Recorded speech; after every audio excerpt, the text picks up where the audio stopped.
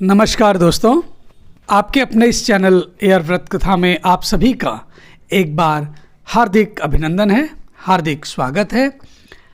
आज एक और नई प्रस्तुति के साथ हम आपके समक्ष हाजिर हैं। हमारी आज की पेशकश है सफला एकादशी व्रत 2022। पौष माह की कृष्ण पक्ष की एकादशी को सफला एकादशी कहा जाता है। सफला से तात्पर्य सफलता।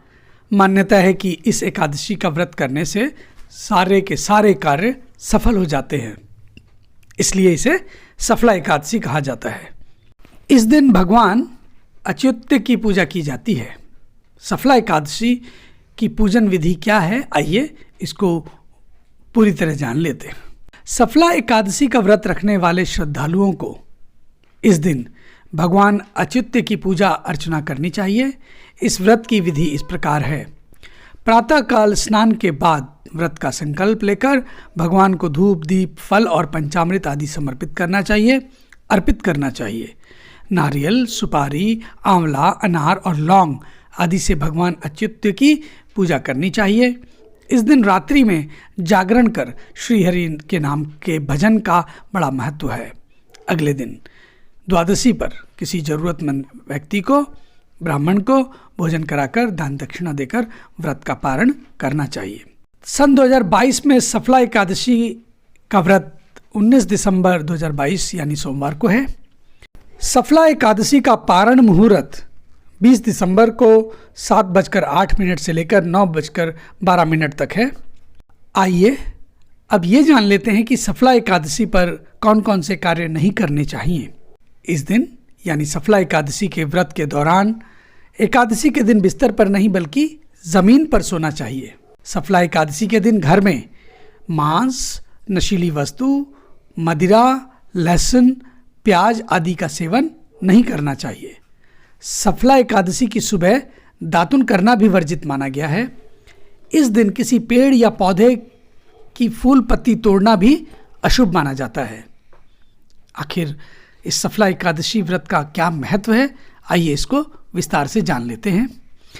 सफला एकादशी का महत्व धार्मिक ग्रंथों में धर्मराज युधिष्ठिर और भगवान कृष्ण के बीच बातचीत के रूप में वर्णित है। ऐसी मान्यता है कि 1000 अश्वमेघ यज्ञ मिलकर भी इतना लाभ नहीं दे सकते जितना लाभ सफला एकादशी का व्रत रखकर मिल सकता है। सफला एकादशी का दिन एक ऐसे दिन के रूप में वर्णित है जिस दिन व्रत रखने से दुख समाप्त होते हैं और भाग्य के द्वार खुल जाते हैं। सफला एकादशी का व्रत रखने से मनुष्य की सारी इच्छाएं और उसके सपने पूर्ण होने में मदद मिलती है। भक्तगण, जो लोग भी सफला एकादशी का व्रत रखते हैं उन्हें इस दिन सफला एकादशी की पौराणिक कथा का श्रवण अवश्य करना चाहिए।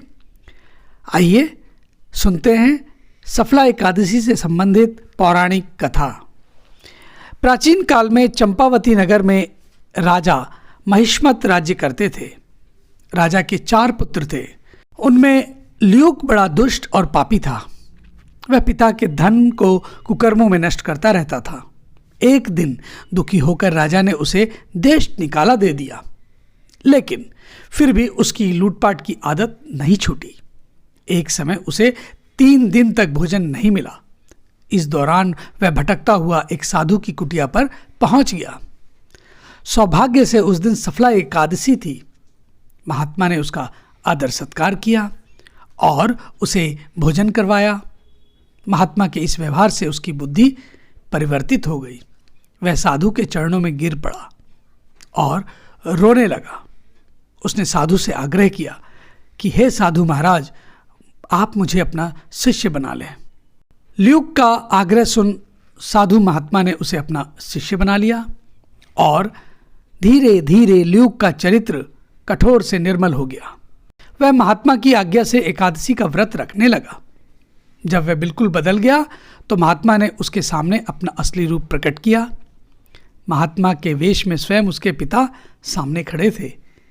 इसके बाद ल्यूक ने राजकाज संभालकर एक आदर्श प्रस्तुत किया और वह आजीवन सफला एकादशी का व्रत करने लगा। तो भक्तगण, ये थी सफला एकादशी की पौराणिक पारंपरिक गौरवमयी कथा, जिसने एक दुष्ट को किस तरह से निर्मल और कोमल और धर्म परायण व्यक्ति के रूप में परिवर्तित कर दिया। तो आशा करता हूँ कि आपको आज की हमारी प्रस्तुति पसंद आई होगी। अगर आपको आज की हमारी सफला एकादशी की जानकारी और पौराणिक कथा पसंद आई हो तो कृपया इसे लाइक करें, अधिक से अधिक शेयर करें और हाँ, हमारे इस चैनल को भी सब्सक्राइब करें, बेल आइकन को भी दबा दें ताकि हमारी सभी प्रस्तुतियों की नोटिफिकेशंस यथाशीघ्र सीधे आप तक पहुंच सके और आप उनका आनंद उठा सकें। इसी सब के साथ अब हमें आज्ञा दीजिए। बहुत जल्द हम एक नई प्रस्तुति के साथ आपके समक्ष फिर से हाजिर होंगे। तब तक के लिए नमस्कार और इस हमारे कथा श्रवण के लिए आप सभी को बहुत बहुत धन्यवाद।